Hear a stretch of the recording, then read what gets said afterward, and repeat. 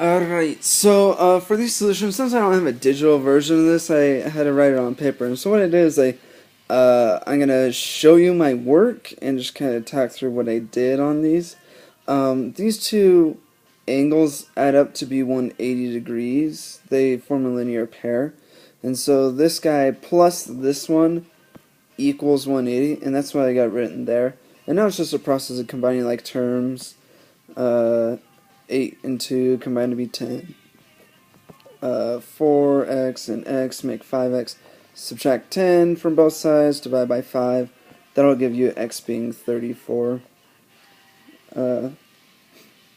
34, man, where did I get that from? That's not even... Oh, yeah. Yeah, okay, that's fine, sorry. Moving on to 2. Again, these two add up to be 180 degrees, so I wrote them out. Added together equals 180, and then you just gotta solve for x. So combine like terms, subtract 9 and add 13 is 4, 18x and 4x add to be 22x. Subtract 4 from both sides, divide by 22, and you got your answer there at 8 for x.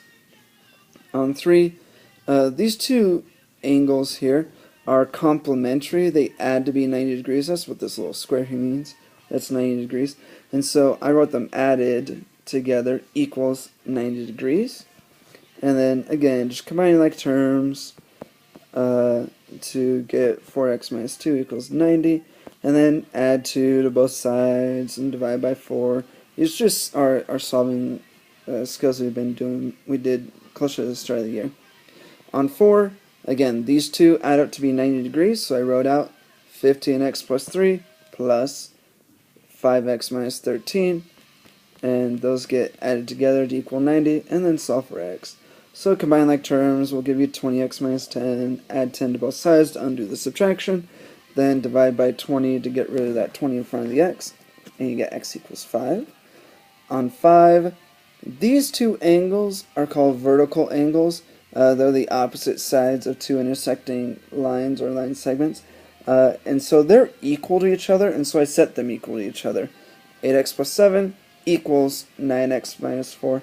And then solve for x, you get 11. 11 equals x, or x equals 11. On 6, again, these are vertical angles. They're equal to each other, so I wrote 4x equals 2x minus 26. And then I solved for x, so I subtracted 4x from both sides, and I added 26 to both sides. So that's why 26 ended over here on the left, because I added 26.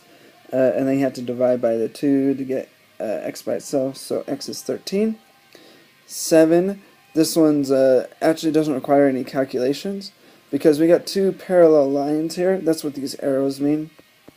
And so this line here makes a transversal across those parallel lines, and these two angles are alternate interior angles, so they're equal, so that's why x is 45, and this makes a different transversal with these parallel lines, and these two angles are corresponding angles, so they're equal to each other as well. So that's why y is 85 degrees and x is 45. Moving down to 8, we have 3 parallel lines. Really, we don't even care about this first one for our purposes here, because we got our 2 parallel lines. This is a transversal that comes through, and these two are corresponding angles, so they're equal to each other. That's where this equation comes from. 60 equals 3x, divided by 3 on both sides. X is going to be 20 there. On this y part, again, you need to know that these are parallel lines, and that's a transversal cutting them. So this angle and this angle are the bits of information that we have. They add up to be 180. So I'm going to take this guy, add that guy, and set it equal to 180. And that's my function. That's my equation there. And that's how that got set up. Combine like terms, solve for x, so subtract 130, divide by 5 on both sides, you'll get y is 10. And moving on to the back side, here I knew that these three angles in the triangle add up to be 180, and this guy is 90. If you already know that this is 90, these two have to add up to be 90, because 90 plus 90 is 180. And so I did that. I added those together, set them equal to 90, and then I solve for x. So combining like terms, add 6 to both sides, divide by 3, and I got 32 for my x. Well, once you have that, you need to plug it in for both the x's here. 2 times 32 is 64. That's why that angle is 64. And then 32 minus 6 is 26. So that's how I got that angle there. Moving on to 10. Again, these two angles add up to be 90 degrees because we already have a 90 degree angle there. 90 plus 90 is 180. So I'm going to take these two, set them equal to 90, and then solve for x. Combine like terms, subtract 2 on both sides, you need to divide by 4 on both sides. You get x is 22. Once you have that, you're going to put that number in for the x's.